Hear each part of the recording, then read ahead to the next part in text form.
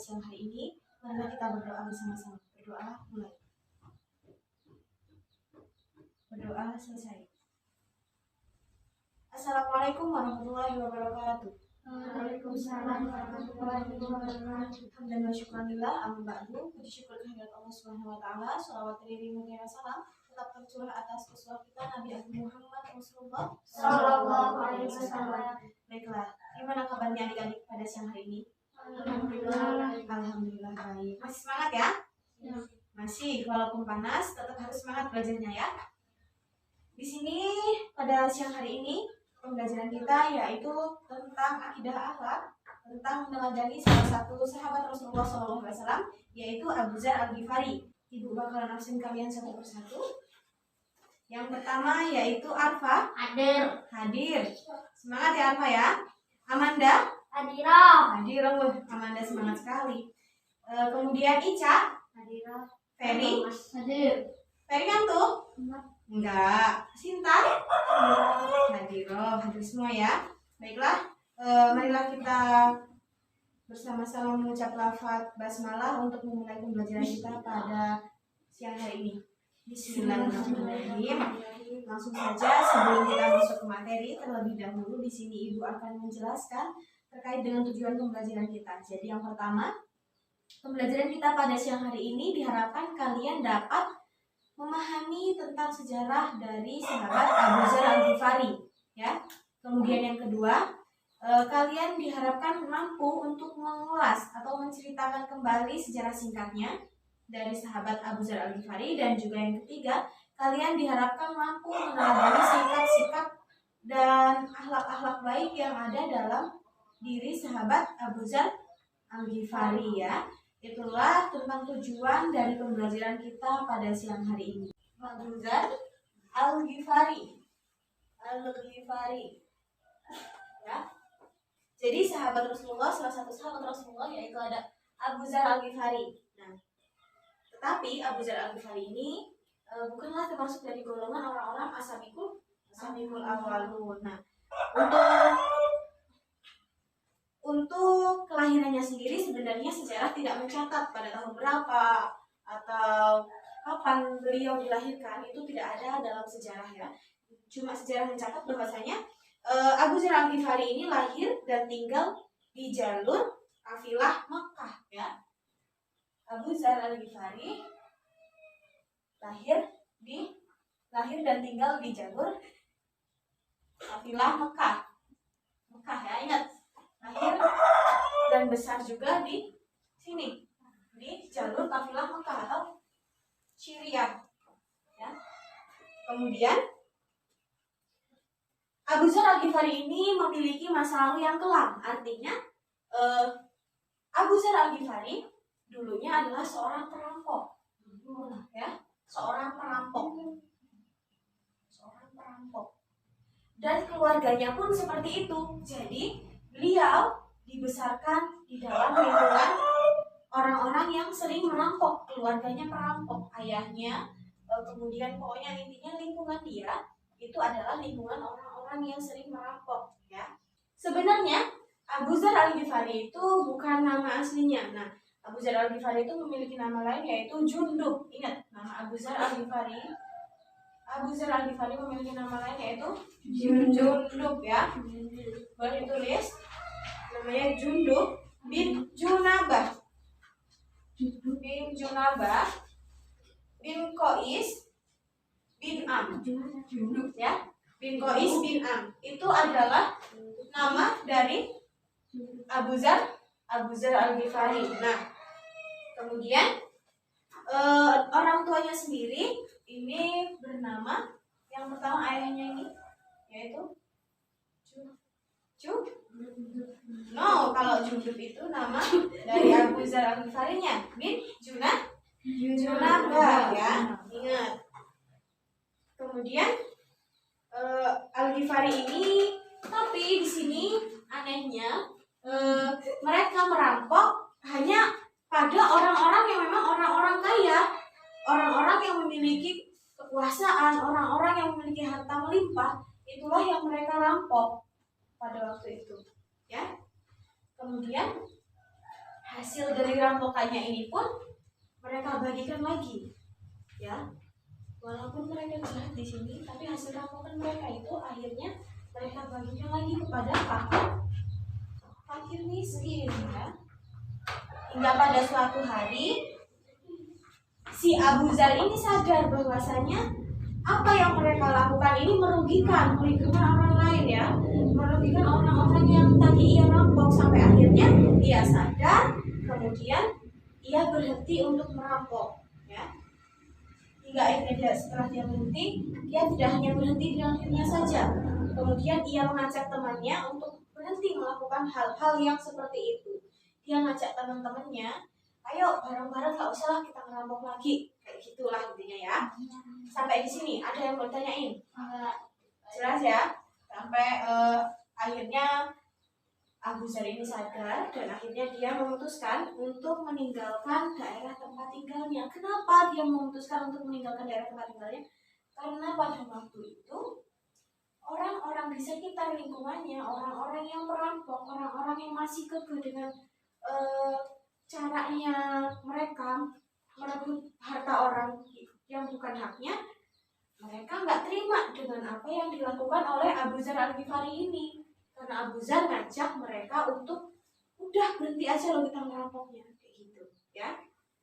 Setelah ia meninggalkan daerahnya, itulah awal mula ia mencari kebenaran dan awal mula hijrah dari seorang Abu Zar Al-Ghifari. Setelah dia pergi meninggalkan daerah tempat tinggalnya, daerah asalnya, akhirnya dari situ dia mencari kebenaran bagaimana sih sebenarnya gitu, seperti ia mendapat hidayah gitu, ya. Kemudian keislamannya sendiri, Abu Zar Al-Ghifari itu bermula dari saudaranya yang pulang dari Mekah, yaitu bernama Anis Al-Ghifari. Anis siapa? Al-Ghifari. Nah, bermula dari saudaranya yang pergi dari Mekah. Kemudian ketika ia pulang, dia bilang kepada Abu Zar Al-Ghifari bahwasanya di Mekah ini menceritakan bahwasanya ia bertemu dengan seorang nabi, yaitu siapa? Nabi Muhammad SAW, yang menyebarkan agama seperti yang diamalkannya. Nah, yang mewajibkan untuk mengasihi orang fakir, orang miskin, kemudian menjaga anak-anak yatim dan orang-orang lemah itu sama aja diperhatikan. Sama seperti dengan apa yang Abu Zar Al-Ghifari ini lakukan. Walaupun sebelumnya dia merampok, tapi rampokannya itu untuk orang miskin, untuk orang yang fakir, ya. Akhirnya dari situ Abu Zar Al-Ghifari ini tertarik, menarik nih. Akhirnya dia pergi ke Makkah untuk menemui Rasulullah SAW. Dan pada akhirnya berita yang tadi dibawa oleh saudaranya yang bernama Anisa Al-Ghifari inilah yang menyebabkan keislaman dari seorang Abu Zar Al-Ghifari. Setelah ia bertemu dengan Rasulullah, setelah ia berbicara dengan Rasulullah, dan setelah ia yakin bahwasanya ya benar, bahwasanya agama yang benar adalah agama Islam yang dibawa oleh Rasulullah SAW, yang di dalamnya itu mengandung banyak hal, termasuk dengan yang sebelumnya pernah ia lakukan seperti mengasihi anak yatim, orang miskin, orang lemah, dan tidak menghardik, tidak menganiaya, serta tidak menzalimi orang-orang yang lemah lainnya, ya. Sampai di sini paham? Ada yang perlu ditanyakan? Enggak? Kalau gitu coba sekarang lanjut ke pembahasan selanjutnya. Kemudian setelah Abu Zar Al-Ghifari ini yakin dengan agamanya, yakin dengan Islam, akhirnya dia kembali untuk mengajak sanak saudara, keluarga untuk memeluk agama Islam pada saat itu. Namun ketika di Mekah ia mendapatkan banyak siksaan, ataupun orang-orang kafir Quraisy ini merasa terancam karena seorang Abu Zar Al-Ghifari pada akhirnya masuk Islam. Beliau sempat disiksa sampai berdarah-darah pun pernah seorang Abu Zar Al-Ghifari, tapi itu tidak meruntuhkan iman beliau terhadap agama Islam. Beliau tetap pada akidah, yaitu akidah keyakinan, yaitu Islam. Kemudian beberapa bulan setelah itu Nabi Muhammad hijrah ke Madinah dan Abu Zar Al-Ghifari membawa rombongan dari kabilah Ghifar. Artinya di situ dia berhasil menyebarkan agama ini dalam golongannya, yaitu golongan Al-Ghifar. Dia berhasil membawa rombongan untuk ikut hijrah, yaitu ke Madinah bersama Rasulullah SAW. Dan pada saat itu mereka semua menyatakan sumpah setia kepada Rasulullah SAW. Nah, kemudian sekelompok sahabat Rasulullah yang ditinggalkan di samping Masjid Nabawi yang senantiasa beribadah, yaitu zuhud dari dunia dan miskin, ya. Kemudian di kalangan sufi sendiri, Abu Dzar Al-Ghifari ini merupakan dipandang sebagai perintis dari gaya hidup yang sufi. Ada yang tahu sufi itu apa? Nggak tahu. Jadi sufi itu adalah golongan orang-orang yang kehidupannya sederhana, hanya memfokuskan dirinya untuk selalu mendekatkan diri kepada Allah. Tujuan hidupnya hanya Allah Subhanahu wa Ta'ala. Ya, mereka hidup dengan gaya hidup bukan seperti orang kaya dengan kesederhanaan. Intinya mereka melakukan hal ibadah. Kemudian dunia mereka hanya yakin bahwasanya dunia itu hanya akan membuat mereka lelah. Mereka akan lelah dengan dunia. Kenapa? Karena ya dunia itu sifatnya hanya fana, ya. Akhirnya sepanjang hidupnya si Abu Dzar Al-Ghifari ini menjadi seorang sufi. Sufi di sini yaitu untuk gaya hidup dia nggak tertarik sama sekali dengan kekayaan. Dia nggak tertarik sama sekali dengan harta. Sampai akhirnya ada dalam Quran surat Al-Baqarah ayat ke-273 itu artinya, berinfaklah kepada orang-orang fakir yang terikat oleh jihad di jalan Allah dan mereka tidak dapat berusaha di bumi. Orang itu tidak tahu menyangka mereka akan orang kaya karena memelihara diri mereka dari intan-intan. Salah satu firman Allah Subhanahu wa Ta'ala yang diberikan dalam Quran surat Al-Baqarah, yaitu surat ke-273. Sampai di sini ada yang ditanyakan? Enggak ya? Lanjut. Kemudian ya, Abu Dzar Al-Ghifari adalah salah satu orang yang sufi, orang yang hidup dengan penuh kesederhanaan, ya. Kemudian kematian Abu Dzar Al-Ghifari sendiri persis seperti yang diprediksikan Rasulullah SAW, ya. Ingat, kematian Abu Dzar Al-Ghifari ini persis seperti apa yang telah diprediksi Rasulullah SAW. Nah, Rasulullah SAW pernah bersabda bahwasanya pernah bilang ke Abu Dzar bahwasanya engkau datang sendirian, engkau hidup sendirian, dan engkau akan mati dalam keadaan yang sendirian. Tetapi serombongan orang yang soleh dari Irak telah akan mengurus pemakamanmu. Nah, di sini Rasulullah bilang kayak gitu ke Abu Dzar Al-Ghifari. Artinya memang benar itulah yang terjadi. Ketika hendak menguruskan nafas terakhirnya, ia berpesan bahwasanya kepada anaknya bahwasanya pergilah ke atas bukit, kata anaknya. Hingga akhirnya bertemulah dengan rombongan orang-orang dari Irak yang akhirnya ketika Abu Dzar Al-Ghifari ini menguruskan nafas terakhirnya, beliau pemakamannya dibantu oleh rombongan dari Irak tersebut, ya. Sampai di sini paham? Paham. Oke, selanjutnya kalau kalian sudah paham, Ibu ingin tanya kepada Amanda. Coba sebutkan. Amanda kasih Sinta dulu ya. Oke, Sinta apa Amanda dulu? Aku. Aku paham. Ya udah. Ibu pengen Sinta aja deh. Amanda kayaknya masih deg-degan. Sinta, tolong sebutkan saudara dari Abu Dzar Al-Ghifari ini yang menjadi salah satu jalur ataupun jalan di mana Abu Dzar Al-Ghifari ini dapat mengislamkan dirinya. Siapa nama saudaranya? Anis Al-Ghifari. Yang keras? Anis Al-Ghifari. Benar gak? Benar banget, Anis Al-Ghifari. Tepuk tangan dulu buat Sinta deh. Ya, jadi benar. Jadi tadi Ibu jelaskan bahwasanya Abu Dzar Al-Ghifari ini sebenarnya awalnya dengar cerita dari Anis Al-Ghifari bahwasanya di Mekah itu ada loh yang menyebarkan seperti ajaran yang Abu Dzar Al-Ghifari lakukan, yaitu dengan menjaga orang fakir miskin, mengasihi mereka dan lain sebagainya, ya. Jadi Anis Al-Ghifari, benar. Coba selanjutnya pertanyaan kedua untuk Arfa, ya. Arfa siap? Enggak? Masa enggak siap? Harus siap dong, ya. Untuk Arfa pertanyaannya, tolong sebutkan di mana daerah tempat lahirnya Abu Dzar Al-Ghifari? Di jalur kafilah Mekah. Di mana? Di jalur kafilah Mekah. Bener nggak? Benar, kasih tepuk tangan dulu buat Arfa. Semangat ya, kan masih berapa lagi ini? Masih sekian menit lagi lah kita ya.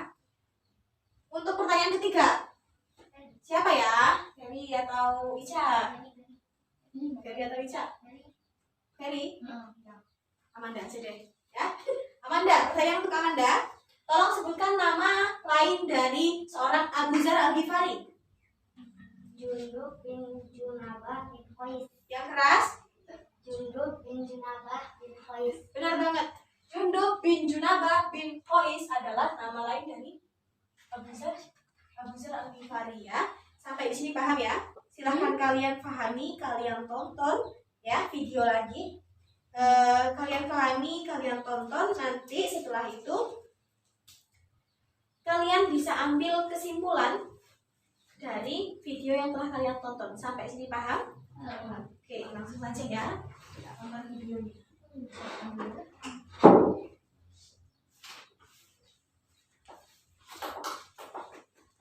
Abu Dzar Al-Ghifari. Kisah tentang Abu Dzar Al-Ghifari. Abu Dzar Al-Ghifari terlahir dari suku Ghifar. Keluarganya merupakan perampok. Karena itu, Abu Dzar Al-Ghifari yang dikenal sebagai Jundub juga bekerja sebagai perampok. Yang suatu Oke, sudah ditonton yang videonya ya. Gimana? Dapat kesimpulan apa dari video tersebut?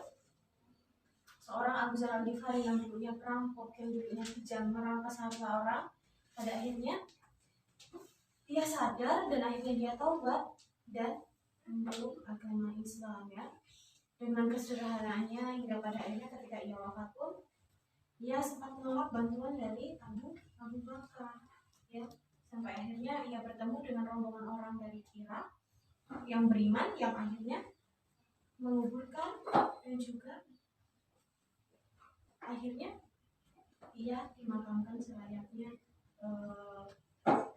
orang sahabat-sahabat lainnya ya. Sampai di sini paham? Ada yang ditanyakan? Enggak ada, cukup ya. Oke, selanjutnya Ibu akan beri kalian tugas. Silahkan nanti kalian cari ya, boleh tulis biar nggak lupa. Sudah ya, carilah